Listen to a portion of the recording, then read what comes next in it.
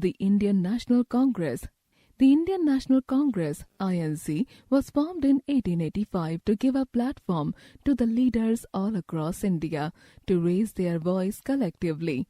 The first meeting of the INC was held in Bombay, now Mumbai. The INC did not initially try for independence, but instead drew the attention of the British to the problems faced by the Indians. The INC believed that the British would see that their demands were fair and would thus introduce reforms in the country.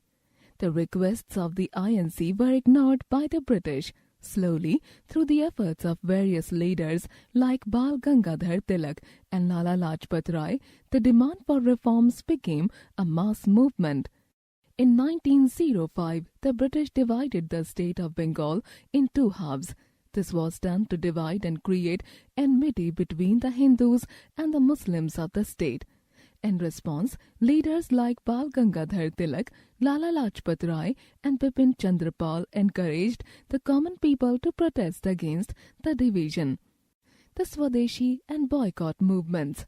To force the British to withdraw their decision of partition of Bengal, the people protested against the decision and boycotted the British manufactured goods. These actions continued even later. In fact, the movement that began in Bengal spread to other parts of the country and is known as the Swadeshi and boycott movement. Goods made in Britain were boycotted and burnt. People were persuaded to buy Swadeshi, made in India, goods instead. A large number of women and students took part in the Swadeshi movement. The British tried to stop the movement with brutal beatings, shootings, and imprisonment.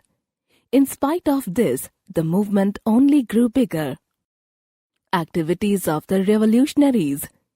After the partition of Bengal, several young Indians started using more violent means to fight the British. They formed groups to fight the British and were willing to sacrifice their lives for the country. They were called the revolutionaries. The movement spread to many states of India. Important revolutionaries were Aurobindo Ghosh, Barun Ghosh, Khudiram Bose, Chandrasekhar Azad, Bhagat Singh, Sukhdev, Rajguru and Udham Singh. The movement, however, was not very successful. Since the revolutionaries resorted to violent means of protest, they were not joined by the general masses. Meanwhile, the World War I started in 1914, taking almost all countries of the world in its grip. The British now demanded that India should help in the war and hinted that India's demands would be considered after the war.